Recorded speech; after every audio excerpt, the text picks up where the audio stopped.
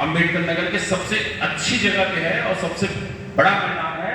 और आज भी एक गेट पे स्वर्गीय राजमणि यादव विराजमान है और एक गेट पे जिसका नाम आपने लिया यहाँ से प्रदर्शित कर चुके हैं स्वर्गीय मास्टर जयराम वर्मा जी, वो विराजमान है। वो भी स्वतंत्रता संग्राम सेनानी थे, वो भी विधायक थे, वो भी मंत्री थे और वो भी राजनीतिक व्यक्ति थे। एक गेट पे स्वर्गीय राजमणि यादव है, एक गेट पे स्वर्गीय मास्टर जयराम वर्मा जी। ये सोच मैंने कहा कभी पवित्र करके आए थे सब लोग। और मैं इसलिए इस बात का जिक्र किया, उनके वहां उस समय जीवित दो लोग थे, आज एक आदमी जीवित है। एक गढ़ा फतेहपुर का दलित था, याद नहीं आ रहा, वो हरमुनिया या ढोलक बजाता था, सम्मानित किए थे प्रमुख जी हमारे छोटे भाई। इनके परिवार के लोग भी आए थे, ये भी साहित्य स्मृति विद्यावती जी। और एक आदमी आज जिंदा है खाली वहां पे, रामपाल बाबू वहां चले गए करामा। एक आदमी जिंदा है जो 12 एक गांव है, उसका नाम है श्री राम राजभर। सिर्फ एक आदमी जिंदा, वो आदमी नाचता था इनकी कंपनी में, क्योंकि मनोरंजन के लिए लगते थे ना, उम्र उसकी कम थी, नाचने वालों की उम्र थोड़ा कम होती है ना, तो शायद वैसे रहे होंगे। आज वो जिंदा है, वो दोनों लोग हमारे यहाँ जाके मंत्र सम्मानित किए। तो हम ये कह रहे हैं कि हमको देखना, इन्होंने अंग्रेजों से लड़ने का काम किया, कोई संसाधन नहीं था, हमारे अपने लोग मजबूत भी नहीं थे, छिप छिप के कैसे लोग रहते थे और कैसे लड़ते थे, ये कभी डरे नहीं निडर होंगे। आज सही कहा है आपने, आज हम सक्षम हैं, हमारे लोग सक्षम हैं, हम सरकार में भी आ चुके हैं, लेकिन आज हम बहुत कमजोर हैं। आज हम इतना कमजोर हैं, आप सदन की बात में आपकी तरफ ले चलना चाहते हो। सदन की कार्रवाई आपने देखा होगा, हम किसी टिप्पणी नहीं करेंगे, कहीं अन्यथा कोई मत लीजिएगा। सदन में जब नेता सदन ने बोलने का काम किया तो विपक्ष के लोगों को घेरने का काम कर दिया। टमाटर को सामने ने बोला, ये देखिए ये विपक्ष के लोग हैं, ये लोग कह रहे हैं कि टमाटर महंगा हो गया है। अरे किसान को 4 पैसे मिले तो चिल्लाना शुरू कर दिए। सदन कार्रवाई बात कर रहा हूं, 1 पैसे का गलत नहीं, पूरा ध्यान दीजिएगा। उसने कहा कि गन्ने का रेट बढ़ जाएगा, ये विपक्ष के लोग चिल्लाना शुरू कर देंगे कि महंगाई बढ़ रही है। आप बताओ, कोई आदमी वहां उठ के ये नहीं कह सकता था कि मैं यहां चैलेंज कर रहा हूं, उत्तर प्रदेश में इस सरकार और नेता सदन उत्तर प्रदेश के मुख्यमंत्री ने एक किसान के पास 1 कुंटल का टमाटर किसी के हाथ भिजवा दें, मैं राजनीति से संन्यास ले लूंगा। इनकी समझ काफी क्या है, एक किसान के पास उत्तर प्रदेश में अगर 1 कुंटल टमाटर किसी के हाथ दिखा दें, आप बताओ पैसा किसको मिल रहा है। लेकिन हम कमजोर हैं, हम कमजोर हैं, हमारे इतने सदस्यों में विपक्ष के कोई उठ के नहीं कहा। एमएसपी की जब बात कर रहे थे तो जानते हैं इतना धान बढ़ गया, सपा की सरकार में इतना रेट था, इतना गेहूं का रेट बढ़ गया, इतना बाजरे का रेट बढ़ गया। एक भाई ने उठ के नहीं पूछा, अरे भाई खाद का कितना बढ़ गया, जरा इस पे भी बताओगे कि जब सपा की सरकार थी तब खाद कितना मिल रहा था, डीएपी, तब यूरिया कितने में मिल रहा था, तब पेस्टिसाइड कितने में मिल रहा था, और आज कितने में मिल रहा है। क्या आपको पूछना चाहिए था कि डीजल का रेट तब कितना था, पेट्रोल का रेट तब कितना था, आज कितना मिल रहा है, होना चाहिए कि नहीं। लेकिन उसके लिए हमको ईमानदार बनना पड़ेगा, हमको खुददार बनना पड़ेगा। और जब हम ईमानदार और खुददार होंगे, अभी कह रहे थे भाई साहब फैजाबाद में सिर्फ एक प्रमुख है, हमारे जनपद की बात ये बता दें आपको, हमारे 2 एमएलए थे,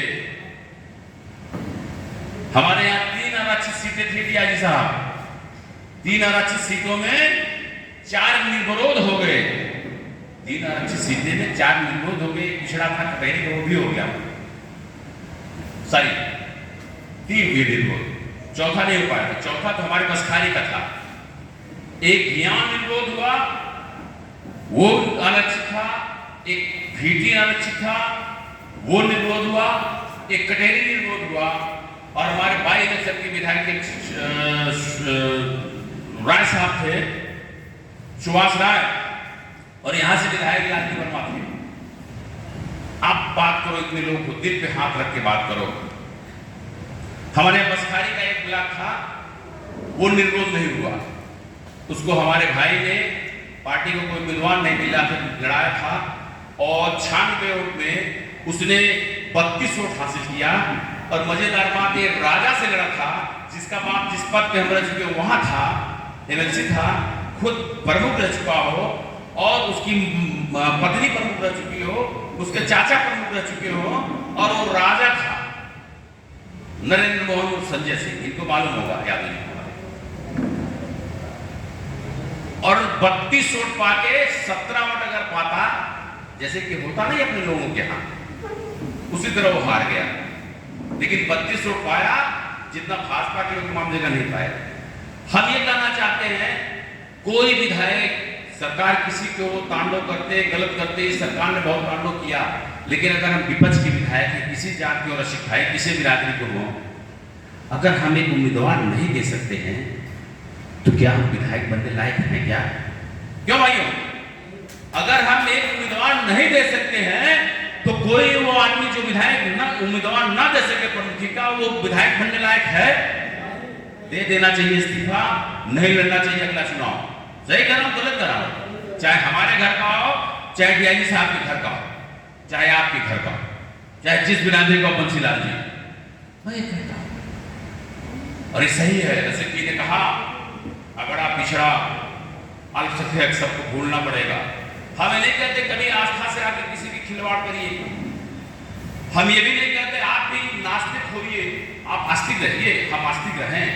हम जिसको मानते हैं उसको माने, लेकिन अब कोई दूसरे को मानता है, चाहे हमारे यहाँ 33 करोड़ देवी देवता है, अरे कोई दूसरे धर्म वाला वो किसी को माने, हम किसी को माने, चाहे रामचंद्र जी को माने, चाहे शंकर जी को माने, चाहे हनुमान जी को माने, लेकिन हम टिप्पणी न करें। लेकिन हमको ये याद रखना पड़ेगा कि धर्म की चाशनी चढ़ा के जो हमको भांग का नशा खिला रहे हैं, हमको ध्यान देना पड़ेगा।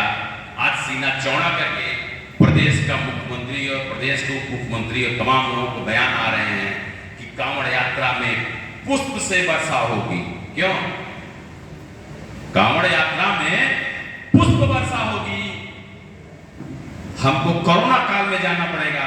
हमारे आपके परिवार के लोग जब दूसरे प्रांतों में, दूसरे प्रदेशों में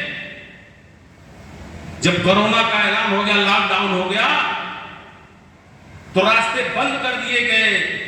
शायद डीआईजी साहब का पद पर रहे, इन्होंने भी उनके कहने पे लाठी भाजने का काम किया होगा। जो लोग रास्ते से गुजर रहे थे, पैदल जा रहे थे, उनको लाठी भांज के जहां से जा रहे थे वहां पहुंचा देते थे। यही कारण था 26 या कितने रेलवे ट्रैक पे दब के मर गए, कट के मर गए, क्योंकि उनको पता था कि रेलवे का ट्रेन नहीं चल रही है। रास्ते से जाते तो पुलिस की लाठी पाके बाबा साहब की या मोदी जी की लाठियों से पुलिस के लोगों ने इनको मार के भेजने का, तोड़ने का, जेल में डालने का काम करते, वापस भेजने का काम करते। रेलवे के ट्रैक पे जाके सो गए और सारे के सारे कट गए। आपको याद करना पड़ेगा वो दिन जब हमारे आपकी माँ बहन, गर्भवती माँ बहन रोड पे चल के गांव का अगल इलाके के लोगों ने उनके बच्चों को जलने का काम किया, तमाम लोग रास्ते में मर गए। आपको याद करना पड़ेगा वो दिन हमारे आपके परिवार के लोगों ने जब सवारी के लिए जब प्राइवेट किराए की गाड़ी को करने का काम किया, 20-20, 30-30, 40 हजार रुपए, तो कितना लॉस हुआ। तब पुष्प वर्षा करने के लिए हेलीकॉप्टर है, अरे ले लेते, किराए का पैसा लगा देते, रोडवेज लगा देते, आप प्राइवेट गाड़ियों को ले लेते और रेलगाड़ियों को लगा देते, कौन नहीं पैसा देता। लेकिन सोचना पड़ेगा। तो पुष्प वर्षा में हमको नहीं आना है, हमको 2 किलो धान पे नहीं, 5 किलो अनाज पे नहीं आना है, हमको 2000 रुपए पे नहीं आना है। कि लोगों को समझाना होगा, हमको ध्यान देना पड़ेगा। अगर 5 किलो राशन दे रहे हैं तो साढ़ हमारा कितना नुकसान कर रहे हैं। हमको याद करना पड़ेगा किस तरह से रोज रास्ते में चलते हुए लोगों के दौड़ा दौड़ा के मार के कितने लोगों को जान को ले लिया, कितने लोग बेचारे हॉस्पिटलाइज हो गए, कितने परिवार अपने अभिभावक को छोड़ दिया। अभी एक वायरल हो रहा था कि एक बच्ची को कोई छान मार रहा था, शायद आपको मोबाइल में दिखाई पड़ा होगा। तो ये देखना पड़ेगा, आपको ध्यान देना पड़ेगा। आज स्थिति ये साथियों, देश में वही चीज सस्ता